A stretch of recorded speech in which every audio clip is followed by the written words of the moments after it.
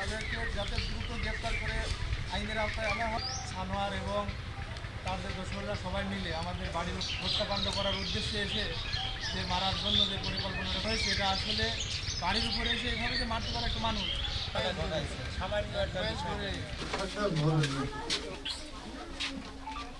আওয়ামী সন্ত্রাসী হাবিবুর, সানোয়ার, রাহাবুল, রিয়াজুল, সলিম, রানা এরা যারা আছে তারা এখনও বাইরে থেকে উস্কানিমূলক কর্মকাণ্ড দিচ্ছে এবং তারা যে নৃশংসতা চালিয়েছে তা বলার মতো না।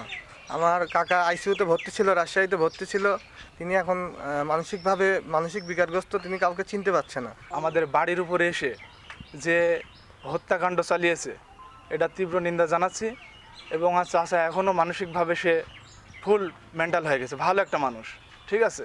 এবং চাচতো ভাই আমার চাচিরে মেরে তার হাতের মধ্যে এখন রড ঢোকানো, মানে ওরা যে বাড়ির উপরে এসে একটা মানুষকে এভাবে মারতে পারে, দেশীয় অস্ত্রশস্ত্র ঢালফালা যা কিছু ছিল বাড়ি থেকে সব কিছু নিয়ে আসে এইভাবে যে আমাদের বাড়ির উপর আসে যে মেরেতে গেলে ঠিক এই জায়গাতে, ঠিক আছে, এটার আমরা তীব্র নিন্দা ও প্রতিবাদ জানাচ্ছি। 30 টাকাটা এই ভ্যান ভাড়াটা নিয়েই মানে একটা ভাড়া গেছিলো, যাই হচ্ছে গা 30 টাকা ভ্যান ভাড়া নিয়ে একটা গ্যামজ্যাম, মানে ওরা একটা আগের থেকে হয়তো পরিকল্পনা করছে কিনা সঠিক আমরা জানিনি। এই তুচ্ছ ঘটনায় 30 টাকার ভ্যান ভাড়া নিয়ে তাদের ভ্যান ভাড়াটার কথা বলা হয়েছে যে আচ্ছা তোরাই 30টা টাকার বিষয় নিয়ে এত করিস নি, তোর টাকা দিয়ে দেবো, ঠিক আছে। কিন্তু তারপর হচ্ছে তারা হচ্ছে কথা সম্পূর্ণ ওভারটেক করে তারা মানে দলীয়ভাবে অথবা যে কোনো পর্যায়ে আসি আমাদের এই বাড়ির পরে আসি নিঃসম্ভাবে হচ্ছে এরকম দেশীয় অস্ত্র নিয়ে আসে হচ্ছে তার এরকম হচ্ছে মারামারি করতে গেল, কাইটি গেল।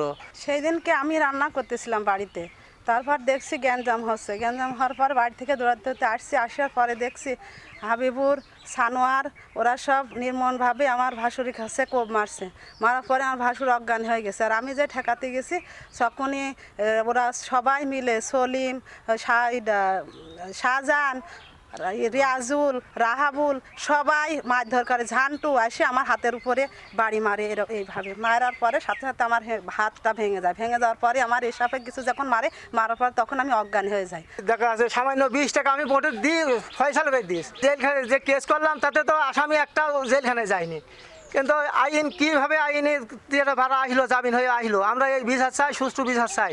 হুমকি তারা হুমকি দিয়েছে, একটা মারি কয়খানে মারিয়েছে আর কয়খানে ভঙ্গ করতে পারলে এরা আর জীবনে কিছু করতে পারবে না, এরকম হুমকি দিয়েছে। তারা সবসময় করছে, তারা তো জেলখানে, তারা জানছে আমরা জেলখানে আমার আটকাতে পারিনি।